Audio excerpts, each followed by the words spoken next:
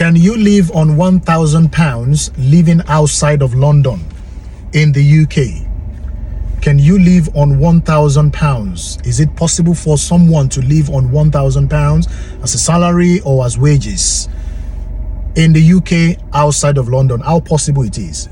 Now, this is the question one of the people on my list threw at me, and I said to him, my response was, yes, it is possible for someone to live on £1,000 living outside of London, not in London, because obviously London, it is not possible for you to live on that kind of money, that kind of salary, you know, in London because of rent. Now, your rent might be cheaper outside of London, you know, depending on the area as well where you live. If you're living in the core deep outside of London, you know, it is very, very possible for you to be on £1,000 every month. I came up with this analysis, and I know some of you might have something different opinion. If you have it, please leave it in the comment section. Now, this guy, depending on the kind of job you're doing, you might be working and be getting £1,000, you know, after tax every month, living some areas in the UK. Now, this is the analysis very quickly. I don't want to waste too much of your time. Now, rent to him, I said rent between £350 and £400. Between £350 and £400. So I chose £400 just in case, you understand. And if he finds one for £350, it is fine. You still have £50 extra. Now, transportation, £100 plus weekend, because he's doing Monday to Friday, and sometimes he want to go out on the weekends. So I calculated in a way that £2 to go to work, £2 to come back. That is £4 a day, and you multiply that by 5 days in a week. You understand? That is £20. 4 times 5, that is £20. And then that £20 multiplied by 4 weeks of the month, that is £80. Now I added £20 plus 8 for the weekend, just in case you want to go out, you know, to the mall and all of that. £20. So that's £100. Now food, £200.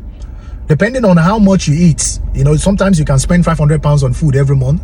If you want to spend £100, you can, if it's possible, depending on the level, you know, at which you eat. But I know for that kind of level, you have to curtail your excess to make sure that your food doesn't go beyond £200 every month.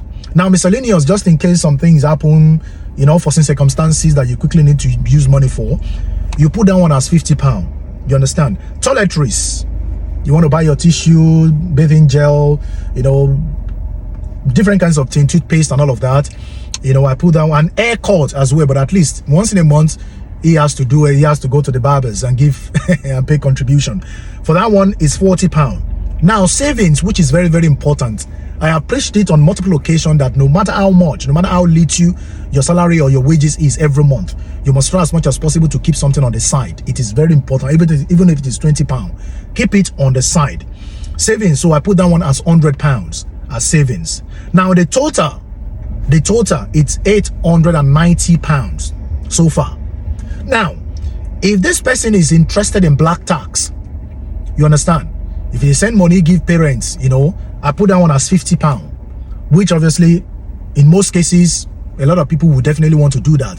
But in a situation whereby you don't have anybody you want to do that for, maybe you just decide to say, okay, at this moment I don't want to do any black tax, I don't want to do anything, you can still keep this money to yourself. But just in case he has someone like this, £50 for that. So if you add that £50 to that £890, that will give you £940. £940. So he's got £60 left.